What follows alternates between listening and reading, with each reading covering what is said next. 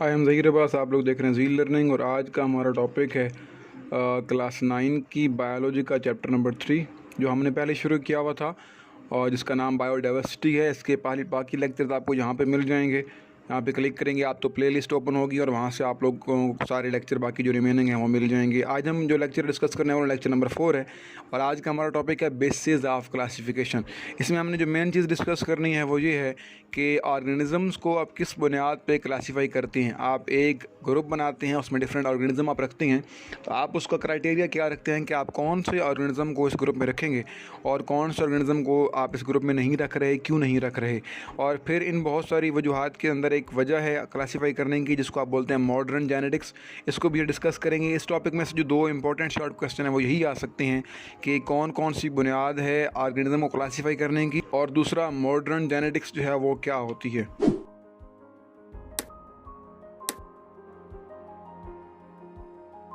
Organism आप वो वाले एक ग्रुप में रखते हैं जिनके अंदर रिलेशन स्ट्रॉन्ग होता है। क्या मतलब है मेरी बात का कि ऑर्गेनिज्म को आप ऑब्ज़र्व करते हैं, उनको देखते हैं, आप उनके अंदर रिलेशन ढूंढते हैं। अगर उनके अंदर रिलेशन स्ट्रॉन्ग होगा मतलब वो सिमिलर होंगे तो आप उनको एक ग्रुप में रखेंगे। अगर उनमें सिमिलरिटी नहीं होगी तो आप उनके ग्रुप डिफरेंट कर देंगे। कुछ ऑर्गेनिज्म बहुत ज़्यादा रिजेंबल करते हैं, बहुत ज़्यादा मिलते जुलते होते हैं, उनको आप एक ग्रुप में रख लेंगे। और बहुत सारे ऑर्गेनिज्म ऐसे होते हैं जो रिजेंबल नहीं करते, आप उनको सेपरेट करते हैं। फॉर एग्जाम्पल आपके पास यहाँ पे 4 ऑर्गेनिज्म हैं, डियर है, बटरफ्लाई है, कोई रेंडमली एक प्लांट है और आपके पास एक हॉर्स है। मैं कहता हूँ कि आप इनकी ग्रुप बंदी करें, इन ग्रुप्स में आप डिवाइड करें। स्टार्ट में कहता हूँ कि आप एक ग्रुप बनाएं जिसके अंदर 2 ऑर्गेनिज्म यहाँ से चूज़ करें आप। तो अल्टीमेटली आप क्या करेंगे, आप डियर और हॉर्स को चूज़ करेंगे because they are similar. Similarity क्या है उनमें, आप उनको अगर देखें तो उनकी 4 टांगें हैं, उनकी दुम, उनके जो है वो कान, उनका शेप, उनकी स्ट्रक्चर, उनके खाने पीने की सारी आदतें एक जैसी हैं तकरीबन। तो हम कह सकते हैं कि ये दोनों एक जैसे ऑर्गेनिज्म हैं, आप इनको एक ग्रुप में रखते हैं। फिर मैं कहता हूँ 2 जो रह गए हैं यानी प्लांट और बटरफ्लाई, इन दोनों में से भी कोई ऑर्गेनिज्म साथ इनकी मिला दें तो आप क्या करेंगे, अल्टीमेटली आप फिर देखेंगे कि रिजेंबलेंस कौन सा ज़्यादा करता है। Butterfly is more resembling to other animals as compare to plant. कि जो बटरफ्लाई है वो ज़्यादा रिजेंबल करेगी क्योंकि बटरफ्लाई एक एनिमल है, अपनी जगह, अपनी लोकेशन, अपनी पोजीशन चेंज करता रहता है, जबकि प्लांट अपनी जगह पे स्टिल रहता है, साकत रहता है, स्टैटिक रहता है। तो अल्टीमेटली आप नया ऑर्गेनिज्म कौन से वाला शामिल करेंगे, कुछ ना कुछ रिजेंबलेंस बटरफ्लाई के अंदर है तो आप बटरफ्लाई को उठा के डियर और हॉर्स के साथ रख देंगे। प्लांट किसी भी सूरत आप इन तीनों के साथ नहीं आ सकता क्योंकि प्लांट एक बिल्कुल ही अलग चीज़ है। वो अपनी फूड जो है वो ख़ुद बनाता है, वो अपनी जगह तब्दील नहीं करता, वो ऑटोट्रॉफ हम बोलते होते हैं वो है। बाकी बहुत सारी चीज़ें हैं इसके अंदर, आगे हम डिस्कस करेंगे किंगडम वाले टॉपिक में। तो यहाँ पे क्लियर हो गया आपको कि ऑर्गेनिज्म के अंदर सिमिलैरिटी होना ज़रूरी है एक ग्रुप में जाने के लिए, और सिमिलैरिटी ज़्यादा हो या कम हो, सिमिलैरिटी होना स्टिल जो है वो ज़रूरी है।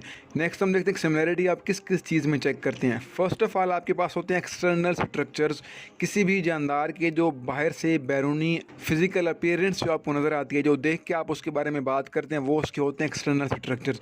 जैसे यहाँ पे आपके पास 3 ऑर्गेनिजम्स हैं, इन तीनों ऑर्गेनिजम्स के अंदर देखिए 2 आपके पास बर्ड्स हैं और एक आपके पास इंसेक्ट है। तो अगर मैं कहूँ कि कौन से वाले 2 रिजेंबलिंग हैं तो आप कहेंगे जो बर्ड्स दोनों हैं, पिजन और स्पैरो, ये दोनों रिजेंबलिंग हैं। क्यों रिजेंबलिंग हैं, क्योंकि इन दोनों के पास चोंच है, बीक है, दोनों के ऊपर फीदर मौजूद हैं, दोनों के उड़ने का तरीकाकार, दोनों की फूड लेने का मेथड दोनों एक जैसे नज़र आ रहे हैं आपको, लिहाजा आप कहेंगे ये दोनों सिमिलर हैं, इनको एक ग्रुप में होना चाहिए। अब इंसेक्ट की हम बात करें तो उसके पास फीदर मौजूद नहीं है, उसके पास जो बीक है वो मौजूद नहीं है, उसके फीडिंग का मेथड डिफरेंट है दोनों से, तो हम कहेंगे ये बाहर से ही नज़र आ रहा है कि जो इंसेक्ट है वो सेपरेट है। फिर मज़ीद कंफर्म करने के लिए कि वो ऑर्गेनिज्म एक जैसे हैं या नहीं है, हम उनके इंटरनल स्ट्रक्चर भी देखते हैं।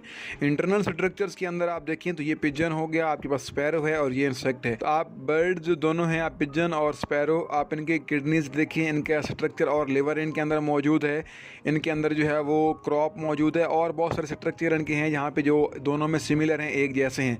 जबकि अगर आप बात करें इंसेक्ट की तो उसके स्ट्रक्चर दोनों से डिफरेंट हैं, वो एक अलग चीज़ है। तो इंटरनली देखने के बाद भी कंफर्म आपको होता है कि बर्ड्स जो हैं वो सिमिलर हैं और जो इंसेक्ट है वो डिफरेंट है, इसलिए इंसेक्ट को किसी और ग्रुप में होना चाहिए, बर्ड्स को किसी और ग्रुप में होना चाहिए। नेक्स्ट आप क्या करते हैं, आप इनके डेवलपमेंट के स्टेजेस देखते हैं। अब डेवलपमेंट क्या होती है, यहाँ पे देखें ऊपर से नीचे जो आपको दिखाया हुआ ये डेवलपमेंट है। स्टार्ट में अब चिक की बात करें यहाँ पे तो चिकन में सबसे पहले होता है एग बनता है, एग के अंदर फिर डेवलपमेंट होती है और अल्टीमेटली जो आपके पास लास्ट फॉर्म में चिक की ये बन जाती है। या बाकी जितनी भी ऑर्गेनिज्म यहाँ पे आपको नज़र आ रहे हैं, फिश है, सैलेमेंडर सिमिलर है, टॉर्टोइज है, चिकन है और उसके बाद ह्यूमन है। इन सब के अंदर आपने ऊपर से नीचे देखेंगे इनकी डेवलपमेंट है। एक लिविंग ऑर्गेनिज्म जानदार बनाया, जानदार बनने तक जो भी चेंजेस आ रही हैं वो सारी इसकी डेवलपमेंट है। तो डेवलपमेंटल स्टेजेस को देख के आप आइडिया लगाते हैं कि सिमिलर हैं तो वो एक ग्रुप में, डिफरेंट हैं तो वो किसी और ग्रुप में। अब यहाँ पे आप देखें तो फिश और सैलमैंडर जो है सेकंड स्टेज पे ये सिमिलर हैं, लेकिन सेकंड स्टेज पे टॉर्टोइज, चिकन और ह्यूमन जो हैं ये थोड़े से डिफरेंट हैं उनसे। आप कह सकते हैं कि ये टॉर्टोइज, चिकन, ह्यूमन ये आपस में मिलते जुलते हैं, ये फ़िश और सैलमैंडर से सेपरेट हैं, और सैलमैंडर और फिश आपस में मिलते जुलते हैं, ये बाकी तीनों से सेपरेट हैं। तो इस बेस पे आप अलग अलग इनको कर सकते हैं यहाँ पे। नेक्स्ट हम डिस्कस करते हैं एक और टेक्निक जो कि मॉडर्न है, जदीद है। बाकी चीज़ों को करने के बाद आप इससे कंफर्म करते हैं, इसको बोलते हैं मॉडर्न जेनेटिक्स। मॉडर्न जेनेटिक्स में आप एक मालिक्यूल को स्टडी करते हैं, इसको आप DNA बोलते हैं। DNA हर जानदार के अंदर मौजूद होता है। DNA के ऊपर कोड्स मौजूद होते हैं और ये कोड्स बताते हैं कि वो जानदार, उसकी साख्त कैसी होगी और वो काम किस तरह के करेगा। डिफरेंट ऑर्गेनिजम्स का आप DNA निकालते हैं, आप उनके DNA को मैच करते हैं, उसके अंदर सिमिलैरिटीज़ और डिफरेंसेस चेक करते हैं और उसकी बेस पे फिर आप बताते हैं कि ये दोनों सिमिलर हैं या दोनों डिफरेंट हैं। अगर दो ऑर्गेनिज्म का DNA सेम होगा तो मतलब उनकी स्ट्रक्चर्स और फंक्शंस भी सेम होंगे, तो उनका ग्रुप एक ही होगा। अगर उनके DNA के अंदर रिजेम्बलेंस कम होगी, डिफरेंस ज़्यादा होगा, तो अल्टीमेटली आप कहेंगे ये दोनों जो हैं वो अलग अलग ऑर्गेनिज्म हैं, इनके अंदर सिमिलैरिटीज़ नहीं हैं, इनका ग्रुप अलग होना चाहिए, आप उनको अलग ग्रुप में रखेंगे। तो इस टॉपिक में हमने डिस्कस किया कि आप किस बेस पे जानदारों को क्लासीफाई करते हैं। आपने स्ट्रक्चर्स की बात करी, इंटरनली और एक्सटर्नली, आपने डेवलपमेंटल स्टेजेस की बात की और आपने मॉडर्न जेनेटिक्स की बात की। इसमें आपको जो है वो तमाम चीज़ें क्लियर हो गई। इनको बुनियाद बना के आप जानदारों को क्लासीफाई करते हैं, ग्रुप बंदी करते हैं। नेक्स्ट इंशाल्लाह हम डिस्कस करेंगे जो आपका नेक्स्ट टॉपिक है बुक में। So wish you good luck, thank you, अल्लाह हाफिज़।